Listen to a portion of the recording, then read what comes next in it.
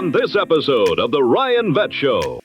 Under no circumstances are you permitted to say Merry Christmas. Gen Z is showing us something more important. At first glance, the data surrounding Gen Z's religiosity appears unusually contradictory. On one side, there are clear signs of people doubling down on faith, organized religion. On the other side, we're seeing a growing share of Gen Z has never attended church at all. So how can these two truths coexist? And now, a reading from Ryan Vet's newsletter, Collide. What Gen Z's relationship with Christmas reveals about the future of faith. How Christmas reveals a generational divide in faith, from rising belief to institutional skepticism. There I sat, just 16 years old, in the cold, muted tone training room of one of the nation's largest retailers. It was my first paid-by-the-hour job.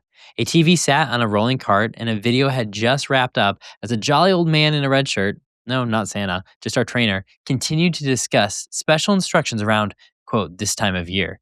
Under no circumstances are you permitted to say Merry Christmas, he barked, as all joy was immediately sucked right out of the room.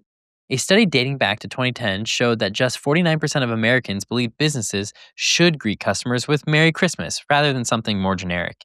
And yet, more recently, Pew Research has found that 90% of Americans still celebrate Christmas in some form.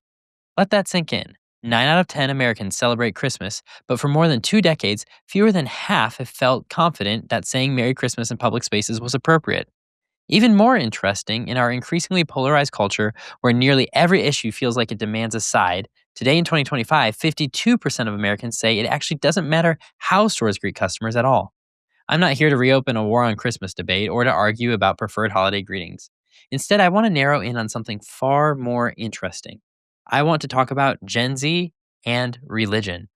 Because beneath the surface level arguments about words and wreaths is a much deeper question. Is Gen Z putting Christ back in Xmas, or are we watching them remove him for good? Is Gen Z experiencing a great awakening? In just the past few months, headlines have hinted that Gen Z is ushering in a new great awakening. And when we look through the generational prism, religion is one of the 7 key levers that have historically accelerated or decelerated generational change. So it's a fair question, and it's worth a deep dive. At first glance, the data surrounding Gen Z's religiosity appears unusually contradictory. On one hand, belief in a higher power is clearly rising among young adults. According to the General Social Survey, the percentage of 18 to 34-year-olds who say they believe in some higher power has more than doubled, rising from 7.1% in 1988 to 17.6% in 2024. When framed differently, asking Gen Z if they believed in a higher power by saying, whether it be God, gods, or some other divine source or universal energy, 75% of Gen Z said they believed in a higher power, with 43% of respondents saying they had no doubt a higher power existed. On the other hand, contrary to some of the headlines, organized religion is in fact on the decline, and institutional participation is collapsing amongst Gen Z. Among young adults, the share who reported never attending religious services has climbed to 35.2%. That's the highest level ever recorded, up more than 3 times from just 11.6 in 1972. Looking at Christmas by itself across all generations, even among self-identified Christians, participation is also waning. Gallup reports that only 61% of Christian celebrants now say they attend church on Christmas Eve or Christmas Day, down from 73% in 2010. In that same study, there has also been a 10% decrease among self-labeled Christians, Catholics, and Protestants who display explicitly religious decor, such as a nativity scene during the holiday season.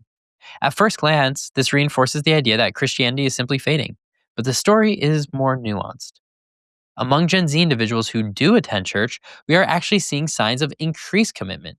According to Barna Group, church-going members of Gen Z attend an average of 1.9 times per month, compared to 1.6 times per month for the average U.S. churchgoer. In other words, while fewer Gen Zers are crossing the threshold of a church, those who do attend are often showing up more consistently. There is also a notable gender shift underway. For decades, women attended church at higher rates than men. That pattern is changing. According to Copeland and Kinnaman, women's church attendance has declined over the past 25 years, while young Gen Z men, particularly over the last 5 years, have increased their participation, now approaching 45% of adult males, indicating they attend church. Hey, pardon the interruption, Ryan Vet here. I actually included a really interesting graph in this week's Collide. If you're not already a part of the Collide community, you can join for free. Simply text the word Collide to 55444, and I'll send you a link to get involved. And now, back to the show. And for fun, let's add even more data to the complexity. Bible sales in the United States surged 22% last year, with many purchases likely coming from first time buyers.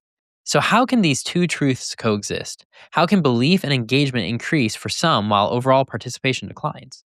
The answer may lie in the growing divide between two words that are often treated as interchangeable, but increasingly are not: spirituality and religion. Skepticism of institutions and why Gen X matters here. As the generational pendulum swings, we often see certain traits skip a generation and resurface in the next. That is true of Gen Z and Gen X. Both generations came of age during moments when trust in large institutions eroded. Gen X grew skeptical of corporations, governments, and hierarchies that promised stability but delivered layoffs, scandals, and broken systems. Gen Z mirrored that skepticism and intensified it. And today, religion is absorbing much of that distrust. Much like Gen X experienced a steady stream of government failures and public scandals, Gen Z has grown up watching church and religious scandals unfold in real time. They've witnessed the rise and fall of megachurches and the moral failures of high profile leaders, failures that represent the very opposite of authenticity and instead embody pure hypocrisy.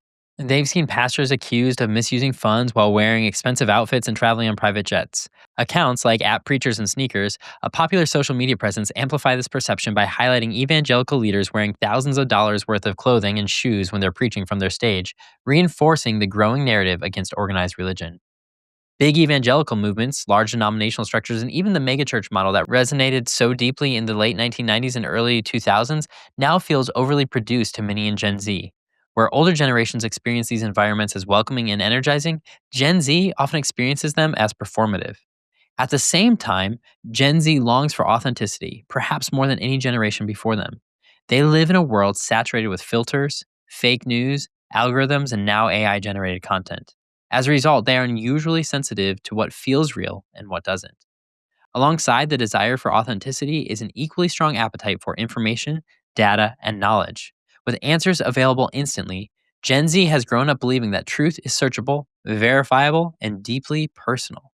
And that brings us back to one of the oldest stories we have.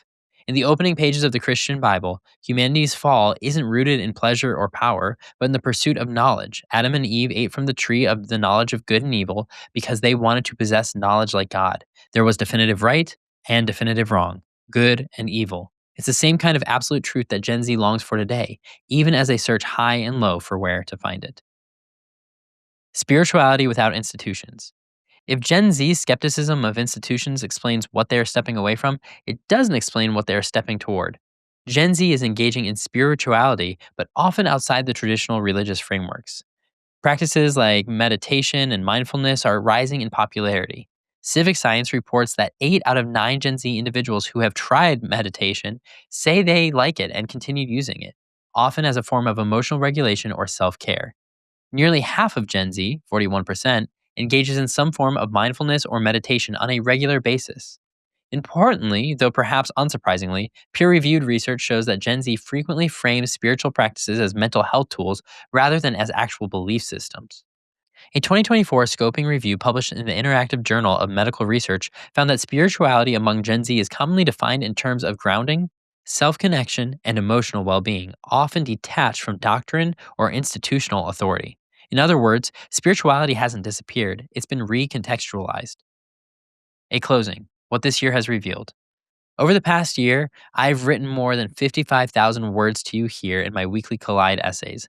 We've explored in great depth many of the forces contributing to the emotional state of Gen Z as a whole, and now why fragility, anxiety, and loneliness are all pushing them to question spirituality and religion.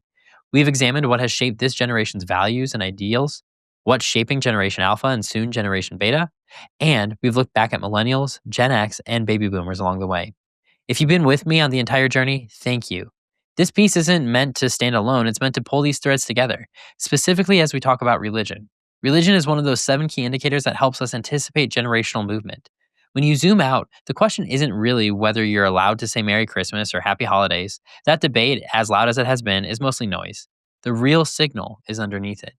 Gen Z is showing us something more important. On one side, there are clear signs of people doubling down on faith, organized religion, belief, and spiritual commitment. When they engage, they don't do it halfway, they commit deeply, they show up more often, and they anchor themselves with conviction. On the other side, we're seeing just as clear a doubling down in the opposite direction. A growing share of Gen Z has never attended church at all. For them, organized religion isn't something they're leaving, it's something they never entered. The church experience today is simply not what many of them are longing for. And maybe most importantly in all of this is the polarity of this moment. Religion has always been one of the major accelerators or decelerators in the generational pendulum.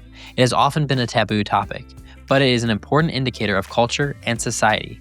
Whenever you see a force that pushes people sharply in opposite directions, toward deep engagement on one side or towards total opt-out on the other side, you're watching a society enter a more polarized phase. That's the futurist lens here. Gen Z is not indifferent. They are discerning. They are hyper-aware of hypocrisy, deeply allergic to inauthenticity, and unwilling to borrow belief systems that don't hold up under scrutiny. At the same time, they are lonely, meaning-hungry, and searching for belonging in a world that feels increasingly unstable and incoherent and fake.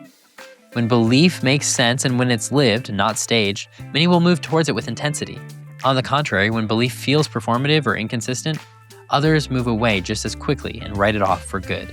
That dynamic isn't limited to churches. It applies to leaders, institutions, communities, and even workplaces. Gen Z is asking the same questions everywhere they go. Is this real? Does this hold together? Can I belong here while being my authentic self?